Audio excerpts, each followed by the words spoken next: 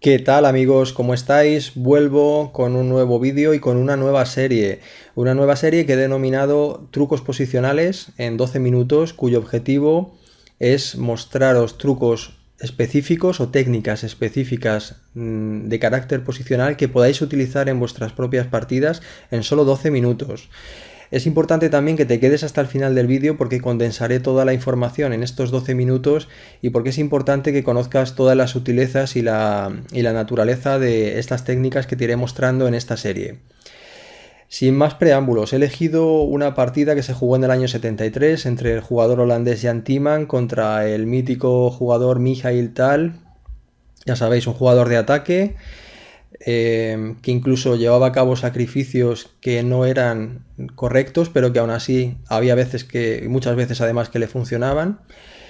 Y me quiero detener en explicaros qué es lo que está sucediendo ahora mismo en la partida. Lo primero de ello, lo primero que os quiero explicar es que, por un lado, la posición central está totalmente bloqueada, es decir, no es posible que los peones negros capturen ningún peón, perdón, que los peones negros capturen ningún peón blanco. Esto nos está indicando, por un lado, que no se va a abrir el centro, por lo menos a corto plazo, y en segundo lugar, que el valor relativo de las piezas que quedan en el tablero, ya sabéis que todas las piezas tienen un valor absoluto, que es el que tienen por ser las piezas que son, y un valor relativo, que es el valor que tienen por la posición que ocupan en el tablero. Os decía que el valor relativo de las piezas se va a ver afectado. En general, en este tipo de centros, los caballos suelen ser más fuertes que los alfiles porque, bueno, pueden saltar por encima de los peones y se desenvuelven mucho mejor en posiciones cerradas. Pero además tenemos una peculiaridad que es el alfil de G7. El alfil de G7 está dominando, fijaros bien, toda la gran diagonal. Está ejerciendo una acción muy importante contra el flanco de dama del blanco.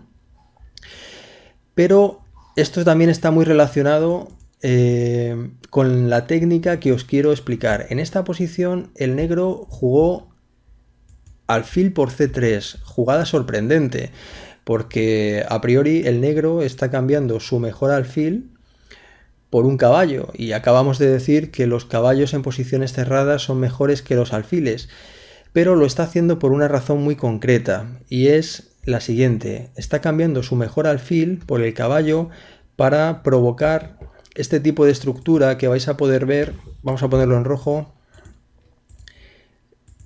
Este tipo de estructura que vais a poder ver en muchas partidas, a veces de India de Rey, por ejemplo. ¿Qué ha sucedido? El negro, a cambio de su mejor alfil, consigue una estructura de peones que es desfavorable para su oponente en las casillas negras, porque ahora el alfil de C1, vamos a marcarlo así para que lo veáis, el alfil de C1 ahora se encuentra encerrado por los peones de F4 y de C3. Vamos a quitar estos. Y por consiguiente tampoco va a poder luchar contra el alfil de G7. Y me diréis, claro que no va a poder luchar contra el alfil de G7, el alfil negro de casillas negras, pues porque no está en el tablero, ¿no?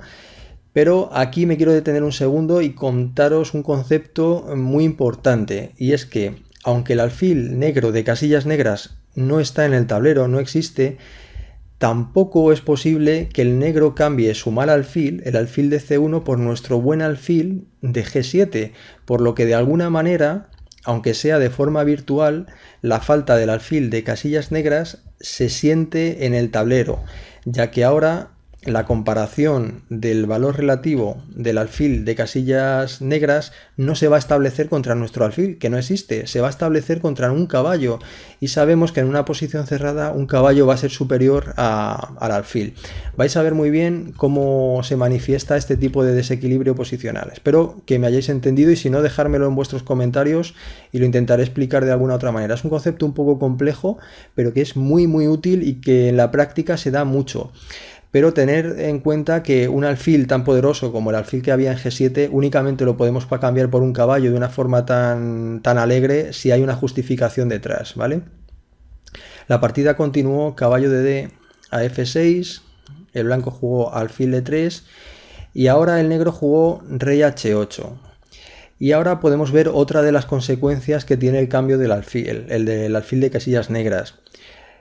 Si observáis, la casilla h8 ahora es un lugar seguro para el rey porque no es posible que sea atacado por las casillas negras, por el alfil, por lo que decíamos antes, porque no tiene actividad. Pero para que entendáis muy bien este concepto, quiero volver a la situación, a la posición de origen, que era esta. Imaginad que en esta posición el negro hubiera jugado, por ejemplo, rey h8, con idea de llevar la torre a g8 y atacar por la columna semiabierta g. Pero ¿qué hubiera sucedido si no hemos cambiado antes nuestro alfil de casillas negras? Hubiera sucedido que, por ejemplo, el blanco podría jugar dama c2, y si ahora alfil por c3, dama por c3, caballo de d a f6 y la ausencia de nuestro alfil de casillas negras ahora sí que se está notando, ¿no? Porque la dama está ejerciendo acción sobre nuestro rey, por eso era tan importante cambiar este alfil. Vamos a ver cómo siguió la partida. Os decía que rey h8, buena jugada con la idea de activar las piezas por la columna g. El blanco se equivocó aquí, debilitó innecesariamente su enroque, hizo h3.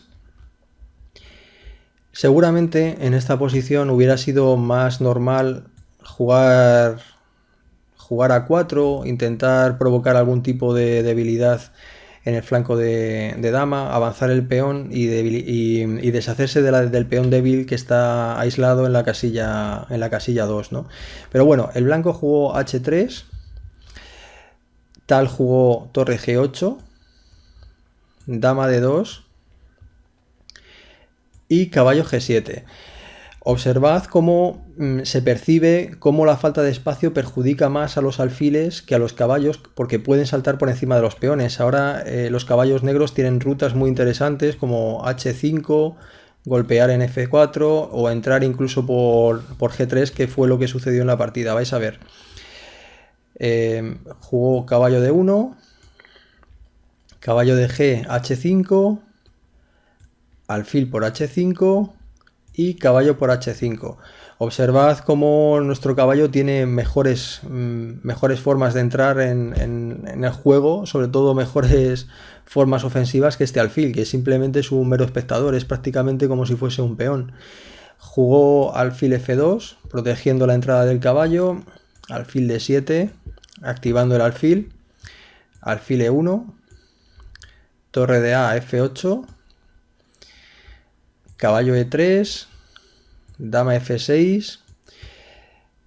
Bueno, aquí ya la posición negra es muy favorable. El blanco solo está en una posición pasiva en la que lo único que le queda es defenderse, pero bueno, voy a pasar toda la partida para que veáis cómo fue el remate y cómo tal jugó muy bien al ataque en esta posición.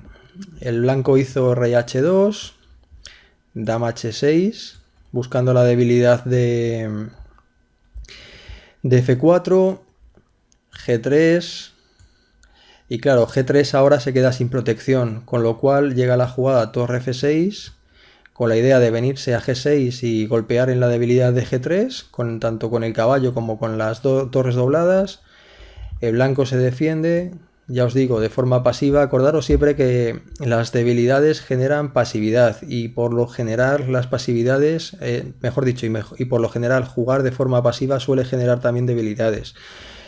Torre de torre de f a g6, torre g2 y caballo por f6.